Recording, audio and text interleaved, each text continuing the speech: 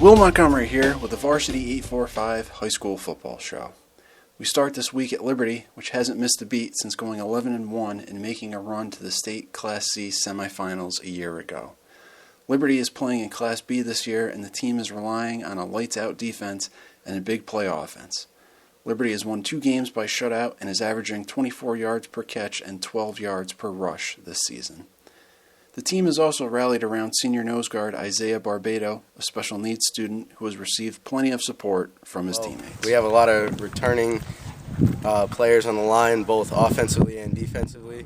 That's kind of a key point for us because line does everything for the team. We got a lot of good skill guys, but they need us too. Alex came up this year, made a big change. He was a tight end and a linebacker. Now he's playing for us, and he's doing great at DN. Good progress at guard. Just hard-working line this year. We just got to push ourselves to get better. I felt like it was easier because the line just had there was a lot of good chemistry there. It was really easy for me to progress in what I was doing. Well, this year, big change. Our defensive coordinator from last year is now our offensive coordinator. We got a new one, Stevens. He's actually a great defensive coordinator, knows so many different ways to attack an offense, and that plays a big part for our team. But the new thing is alignments. We all got to know exactly where we have to be. He's a great coach. He helps us out with that, makes us packets and everything. So we really get a good feel before we even get on the field where we got to be and doing your job. That's the biggest thing this year. Everybody has their own thing, and you got to do your job. We'll progress as a team. That's actually one of the most difficult parts is knowing where you have to line up in a split second. They can just come out, hike the ball real quick. We still have to get lined up, strong side, whatever we have to do. And as long as we stay focused and pay attention to what we're supposed to do, the team helps each other out. We say, oh, you're in the wrong spot, move real quick, and we get lined up right every time. And that's what matters. I think we've just been working so hard, and finally we have the opportunity to make it to, D Stadium, go all the way. And last year was kind of like an eye-opener for us, made us hungry for that. So then now that's what, we strive for every day. We come out here and say we're champions. We got to act like champions, play like champions every single play, and just keep pushing. We're all pretty, we're happy that he came out and he's trying something else, and we're happy that he's sticking with it. All year he's came to practice every day. He's always out there on the, with the team. We actually had him in quite a few times. He's playing hard, and he's like my other teammate said, he's one of us now. He's family, so we treat him as family. Never the last one to run his laps, never the last one to run the hill. We're always with him, and honestly, I think it's making his year a lot better than the previous years he's had. Isaiah Barbado, he's a great kid.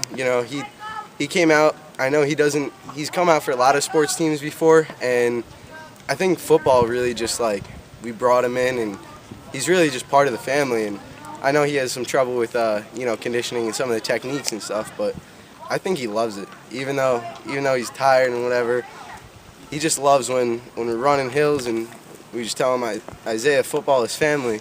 It really affects him, and it really keeps him going. And I think he's really just making his life.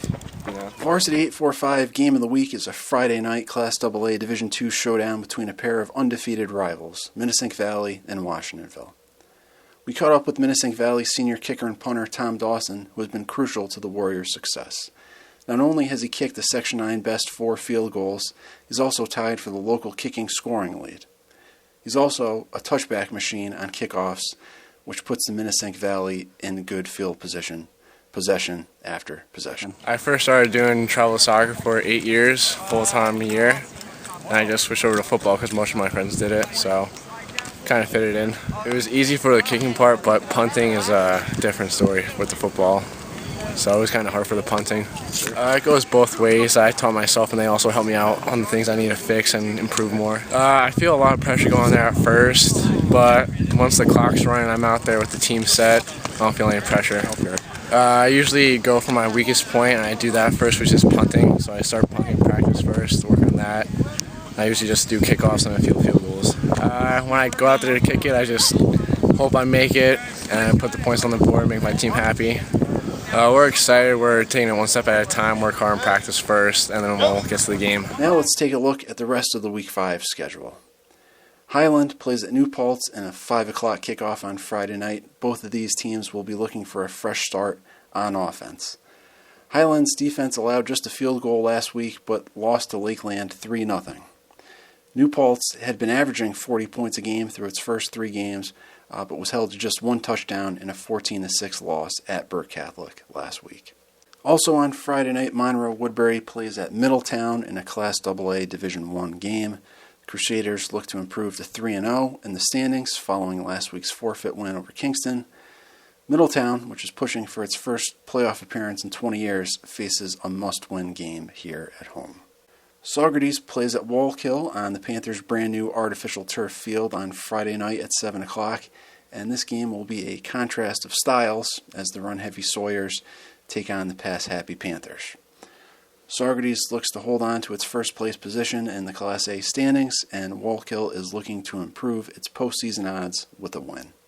On Saturday afternoon, O'Neill plays at Spackenkill in what figures to be a busy day for the scoreboard operator at Spackenkill. O'Neill, which has scored 231 points, is Section 9's most prolific offense. Spackenkill has scored 167 points and isn't far behind. Both of these teams are currently in a first-place tie with Liberty atop the Class B Division II standings, so this result will go a long way in determining the playoff seeding. And at 4 o'clock on Saturday afternoon, Newburgh plays at Pine Bush in a Class AA Division I game. The Goldbacks have won back-to-back games after losing twice in 2 weeks by a combined 5 points to open the season. Pine Bush look for them to lean heavily on their running game, and Newburgh's offense has found a good balance between the pass and the run behind senior quarterback Ryan Skivington. That's it for this week. Thanks for watching. Check out more high school sports coverage on Varsity845.com.